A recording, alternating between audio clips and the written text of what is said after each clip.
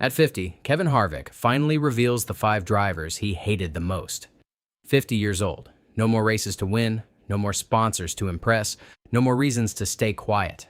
Kevin Harvick spent 23 years on the NASCAR circuit building one of the most feared reputations in motorsport history. 58 victories, 1 championship, a career defined by one simple rule. If you get in my way, you will regret it. They called him the closer, not because he was polite, not because he played nice, but because when the final laps came, Harvick found a way to win that left rivals furious and fans on their feet. But behind the wins, behind the intensity, behind that stone-cold stare through the helmet, there were drivers he genuinely could not stand. 5 names, 5 rivalries that never healed. At 50, Kevin Harvick is finally telling the truth. Kevin Harvick was not handed anything. Born on December 8, 1975 in Bakersfield, California. Racing was not a family tradition. It was an obsession he built himself. Quarter midgets at age 5, late models as a teenager, and a relentless hunger that no short track in California could contain. When Dale Earnhardt died at Daytona in 2001, NASCAR handed Harvick the most pressure-filled seat in motorsport history. Car number 29, Richard Childress Racing. 3 weeks after the sport lost its greatest icon, he won in his 3rd start. That moment told the entire story of Kevin Harvick. No fear, no hesitation, no backing down. You won championship, 58 victories, a legacy carved through aggression, calculated fury, and zero tolerance for drivers who disrespected the code he lived by. Those drivers paid the price. Number 5, Tony Stewart. Some rivalries are born on the track. This one was born in the same garage, the same hauler, the same team meetings, and it never recovered.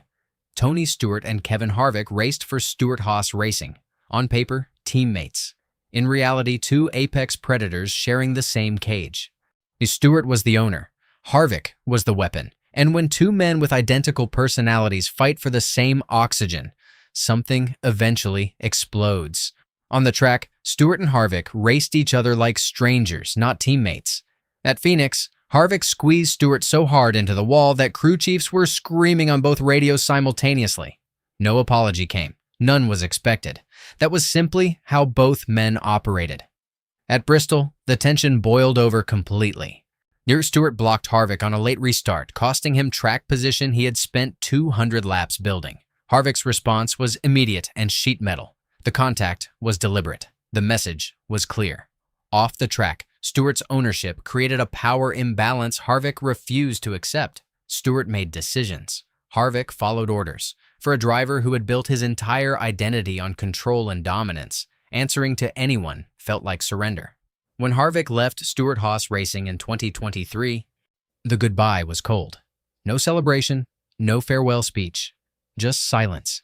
And silence from Kevin Harvick says everything words never could. Number 4, Jeff Gordon. 2 champions. 2 completely different worlds, and absolutely zero common ground between them. Jeff Gordon represented everything Kevin Harvick was not supposed to be. Polished, media-trained, corporate-friendly. The kind of driver who smiled for cameras while Harvick was still wiping oil off his hands. Gordon had 4 championships, sight a Hollywood smile, and sponsors that threw money at him like confetti. Harvick had hunger, aggression, and a chip on his shoulder the size of Talladega. On the track, their battles were brutal. At Martinsville, Gordon cut across Harvick's nose so sharply that both cars traded paint through 3 consecutive corners. Harvick saved it, but the fury was instant. After the race, his words were short and surgical. Gordon's move was disrespectful. End of conversation. At Bristol, Gordon squeezed Harvick into the wall on corner exit during a late race restart. Legal? Barely. Forgettable? Never. For Harvick, who believed veterans demanded space, Gordon's move crossed a line that no championship excuses. Off the track, Gordon's perfect image made Harvick's raw intensity look unnecessary. Every press conference, every sponsor appearance, Gordon made Harvick feel like the villain simply by being present. For Kevin Harvick, Jeff Gordon was never just a rival. He was a reminder that the sport rewarded the wrong things. Number 3, Kyle Busch. If Tony Stewart was the teammate Harvick could not tolerate, and Jeff Gordon was the rival he could not respect, Kyle Busch was the driver who made his blood boil every single time they shared a racetrack. Busch raced like the track was his personal property. Every corner, every straightaway, every late race restart. He dove into gaps that did not exist. He squeezed veterans like they owed him space. And then he climbed out of his car and talked like his talent made every move completely justified. Harvick had zero patience for that attitude. At Texas, Busch cut down on Harvick so aggressively on corner exit that both cars nearly collected the outside wall at full speed. Harvick kept it off the barrier, but the anger inside that cockpit was volcanic. After the race, Harvick's jaw was tight. His answers were clipped. Everyone in the garage recognized that look. At Martinsville, Busch bumped Harvick under caution. Deliberate, disrespectful, unnecessary. The kind of move that sends a message wrapped in sheet metal. Off the track, Busch's arrogance in interviews made everything worse. Dismissing veterans, demanding respect without earning it. For Kevin Harvick, Kyle Busch never understood one fundamental truth. Respect is taken, never requested. Number 2, Brad Keselowski. Some drivers get under your skin once. Yet Brad Keselowski got under Kevin Harvick's skin every single season, every single race, every single lap they spent within 3 car lengths of each other. Keselowski raced with a recklessness that Harvick found genuinely offensive. Not aggressive, not calculated, reckless. The kind of driving that endangered everyone around him while he celebrated in victory lane like nothing happened. For a driver who believed aggression had rules and boundaries, Keselowski represented everything wrong with the next generation. At Phoenix, Keselowski drove through Harvick's rear bumper on a late race restart, destroying track position Harvick had spent 250 laps carefully building. No apology, no acknowledgement. Just Keselowski diving to the inside like the move was completely acceptable. Harvick's radio response was unrepeatable.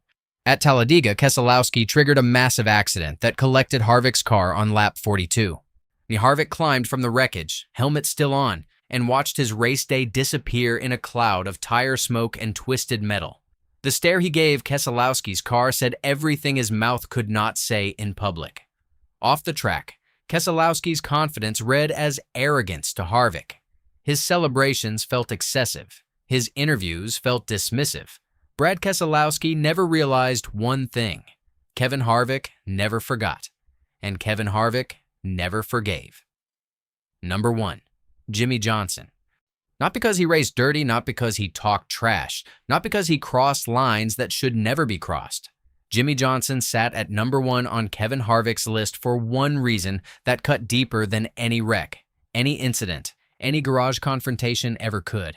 He was simply better. And he never let Harvick forget it. Johnson won 7 championships. 7. While Harvick fought, clawed, and bled for one. Every season Harvick believed was his year. Johnson appeared in identical equipment, with identical talent, and somehow found another level that Harvick could never quite reach. At Dover, Johnson outran Harvick in the closing laps with a fuel strategy so calculated it felt personal.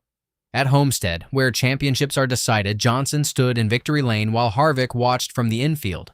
That image burned itself permanently into Harvick's memory. The worst part was never the racing. It was the professionalism. Johnson never retaliated, never trash-talked, never gave Harvick anything to grab onto. He simply won. Quietly, consistently, devastatingly. For a driver whose entire identity was built on intimidation and controlled fury, Johnson was completely unintimidatable. Every hard move Harvick made, Johnson absorbed and responded with another trophy. Off the track, Johnson's 7 championships rewrote NASCAR history, while Harvick's one felt increasingly smaller beside them. Kevin Harvick could handle enemies. He could never handle Jimmie Johnson. 5 drivers, 5 rivalries that never healed, 5 names that followed Kevin Harvick from every racetrack, every garage, every sleepless night before a championship run. Tony Stewart, Jeff Gordon, Kyle Busch, Brad Keselowski, Jimmie Johnson. They did not just race against him, they defined him, they sharpened him, they forced him to become something harder, faster, and more dangerous than he ever planned. So Kevin Harvick spent 23 years proving one truth to every competitor on that circuit. The closer never forgets. At 50 years old, with nothing left to protect and no races left to win, Harvick finally said what the sport always knew. Some rivalries never die. They just wait for the right moment. Subscribe for more untold racing stories.